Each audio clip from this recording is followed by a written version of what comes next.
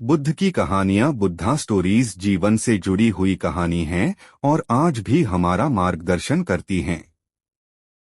यही कारण है कि हिंदी में बुद्ध की कहानियां गौतम बुद्धा स्टोरी इन हिंदी बेहद लोकप्रिय हैं। इसी मकसद से हम आपके लिए एक बुद्ध की एक लोकप्रिय कहानी गौतम बुद्धा स्टोरी लेकर आए हैं, जिसका शीर्षक है जब किस्मत खराब हो।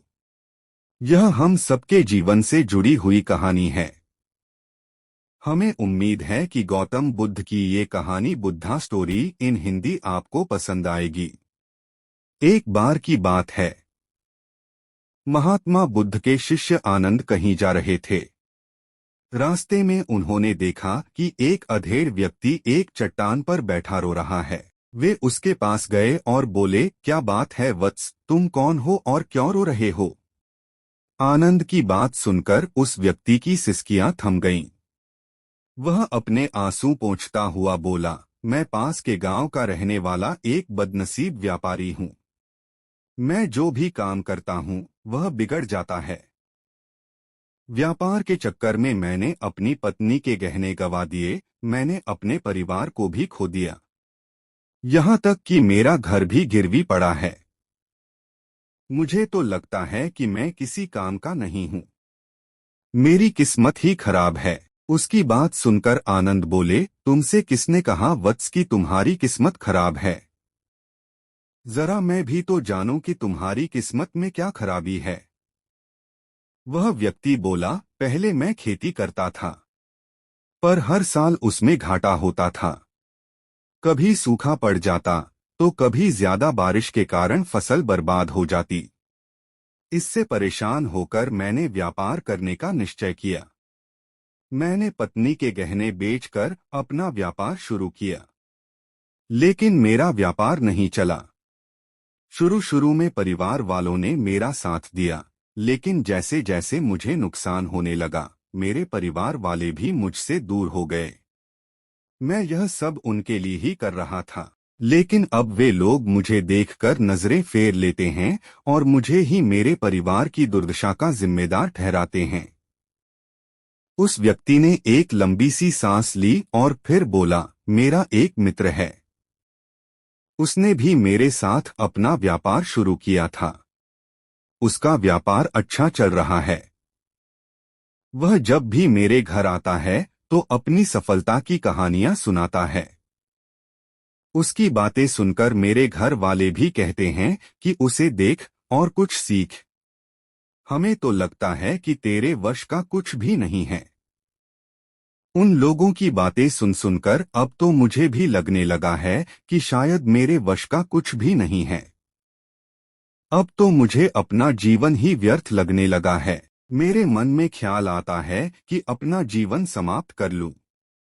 मैं यहाँ आया भी इसी इरादे से था, लेकिन हिम्मत नहीं कर पाया। इसीलिए यहाँ एकांत में बैठा विलाप कर रहा था। आनंद बोले, ओह तो ये बात है। वैसे क्या तुम इसके अलावा कुछ और भी कहना चाहते हो? उनकी बात सुनकर वह व्यक्ति बोला, एक ओर मेरा हर काम खराब हो जाता है, दूसरी ओर मेरा मित्र है जो हर समय मुझे नीचा दिखाने का प्रयत्न करता रहता है। मुझे समझ में ही नहीं आता है कि मैं क्या करूं।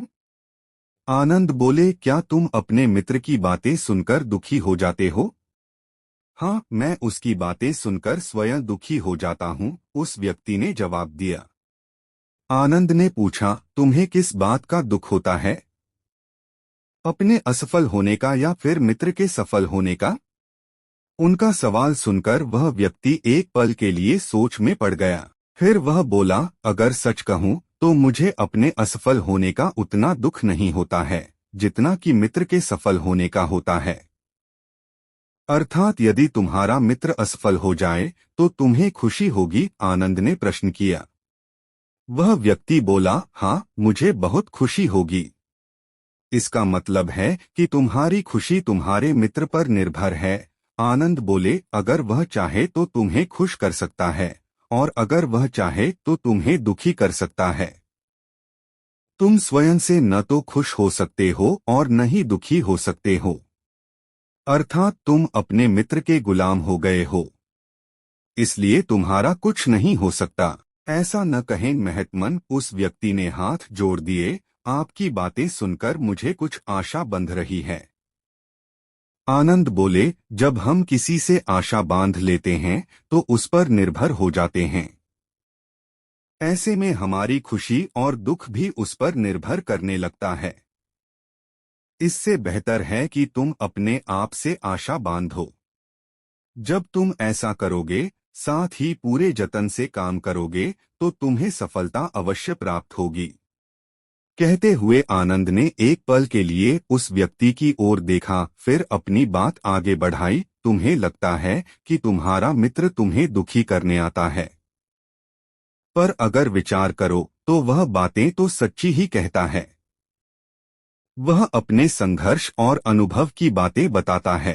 तुम उन बातों से बहुत कुछ सीख सकते हो। तुम्हें इसके लिए उसका धन्यवाद करना चाहिए कि तुम्हें घर बैठे कुछ अनुभव मिल रहे हैं। तुम उन अनुभवों का लाभ उठाओ, नई शुरुआत करो, कर्म करते जाओ, हार मत मानो, एक दिन तुम्हें सफलता अवश्य मिलेगी। आज तुम जिसे अपना बुरा वक्त या बुरी किस्मत कह रहे हो, एक दिन यह बदल जाएगी। इसी के साथ तुम्हारे विचार भी बदल जाएंगे। और देखना, जब तुम्हारा अच्छा वक्त शुरू होगा, तब तुम्हारा मित्र भी तुम्हें अपनी सफलताओं की कहानियां नहीं सुनाएगा, तब वह अपनी असफलताओं की बातें बताएगा, ताकि तुम उसकी बातें सुनकर भ्रमित हो जाओ, तुम्हारा आत्मविश्वास हिल जाए और तुम गलत निर्णय ले सको। लेकिन उस समय भी तुम्हें अपनी बुद्धि का प्रयोग करना होगा। तुम्हारा मित्र जैसे आज तुम्हें दुखी करने आता है, उसी तरह उस समय भी वह तुम्हें दुखी करने आएगा। क्योंकि जिस तरह उसे दुखी देखकर तुम्हें मजा आता है, उसी तरह उसे भी तुम्हें दुखी देखने में उतना ही मजा आता है। वह व्यक्ति बोला, आपने सही कहा, लेकिन मेरा सबसे बड़ा दुख यह है कि मेरे परिवार के लोग भी इसमें शामिल हैं। वास्तव में मैं तो अपने परिवार के लिए अच्छा करना चाहता था, लेकिन वे लोग भी मेरी बात नहीं समझते हैं। वे भी मुझे गलत कहते हैं और अब तो वे मेरे साथ भी नहीं हैं। आनंद बोले, मैं सब समझ गया। तुम सांत्वना चाहते हो। वास्तव में इस दुनिया में सभी लोग सांत्वना ही चाहते हैं। हम चाहते हैं कि हम जब भी कुछ करें तो लोग हमारी प्रशंसा करें, लेकिन आमतौर से ऐसा नहीं होता है, इसलिए हम दुखी हो जाते हैं। हमें लगता है कि हमारे मित्र, परिवार वाले सब मतलबी हैं। लेकिन तुम अगर किसी को अपना परिवार मानते हो और उसके लिए कुछ करना भी चाहते हो, तो तुम्हें ऐसा क्यों लगता है कि तुम दूसरों के लिए कुछ कर रहे हो? वास्तव में तुम अपनी खुशी के लिए कर रहे हो। इसलिए परिवार के लिए कुछ करना वास्तव में अपने लिए ही करना होता है। लेकिन अगर ऐसा करते समय तुम्हें लगता है कि तुम दूसरों के लिए कर रहे हो, तो तुम दुखी रहोगे। और अगर तुम्हें लगता है कि तुम अपने लिए कर रहे हो, तो तुम खुश रहोगे। क्योंकि जब तुम अपने लिए कुछ अच्छा करते हो या करना चाहते हो, तब तुम्हें सांत्वना की जरूरत नहीं पड़ती है। आनंद की बातें सुनकर उस व्यक्ति के चेहरे के भाव बदल गए। वह बोला, आप सही कह रहे हैं। मैं समझ गया हूँ। अब तक मेरी किस्मत खराब इसलिए थी क्योंकि वह दूसरों के हाथ में थी। अब मैं अपनी किस्मत को अपने हाथ में रखूंगा। मैं फिर से प्रयत्न करूंगा, पूरे मन से काम करूंगा और जब तक सफलता नहीं मिल जाती, चैन से नहीं बैठूंगा। उस व्यक्ति की बात सुनकर आनंद मुस्कराए और उसे एक छोटी सी डिबिया देते हुए बोले, इस डिबिया को हमेशा अपने पास रखना। इसमें एक ऐसा राज है जो तुम्हें बड़े से बड़े दुख से भी बाहर निकाल लेगा। लेकिन इसे तभी खोलना जब तुम्हारे जीवन में कोई रास्ता न सुझाई दे और तुम्हें लगे कि सब व्यर्थ है। यह दुनिया व्यर्थ है और यहाँ रहना भी व्यर्थ है। उस व्यक्ति ने आनंद को धन्यवाद दिया और डिबिया को लेकर चला गया। उसने नए उत्साह के साथ फिर से अपना व्यापार आरंभ किया। उसका व्यापार चल निकला। अपनी मेहनत और लगन के बल पर वह एक बड़ा व्यापारी बन गया। परिवार वाले भी उसके साथ आ गए और उसका जीवन हंसी खुशी बीतने लगा। अब वह भूतकाल का रोना छोड़ चुका था। वह भविष्यकाल की भी चिंता नहीं करता था। बस अपने वर्तमान को संवारने में लगा रहता था। और जो कुछ भी वह करता था वह अपने लिए करता था, अपनों के लिए करता था। इसलिए वह प्रसन्न था। उसके जीवन में अब कोई दुख नहीं था। लेकिन वक्त हमेशा एक जैसा नहीं रहता है, वह बदलता रहता है। उसके जीवन में भी बदलाव आया। एक दिन उसके राज्य पर पड़ोसी राजा ने चढ़ाई कर दी। उसने इस राज्य पर अपना कब्जा कर लिया। उसके सैनिकों ने चारों ओर लूटमार मचा दी। उन्होंने व्यापारी का सारा धन लूट लिया। उसके घर में आग लगा दी। जान बचाने के लिए उसे अपने परिवार के साथ वहां से भागना पड़ा।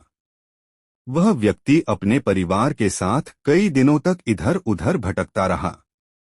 वह दाने दाने को मोहताज हो गया। उसका बच्चा बीमार हो गया। इलाज के अभाव में वह तड़पने लगा। यह देखकर उसका हृदय चीत्कार कर उठा। वह कैसे अपने बच्चे का इलाज कराए? उसके पास तो खाने के लिए भी पैसे नहीं थे। ऐसे में उसे एक बार फिर निराशा ने घेर लिया। उसे लगने लगा कि उसका जीवन व्यर्थ है। सारी दुनिया व्यर्थ है। किसी भी बात का कोई मतलब नहीं है। भले ही आप जीवन में कितना भी कुछ कर लो, कितनी भी सफलता हासिल कर लो, पर अंततः यह जीवन समाप्त ही होता है। तो फिर ऐसे में जीवित रहने का क्या फायदा?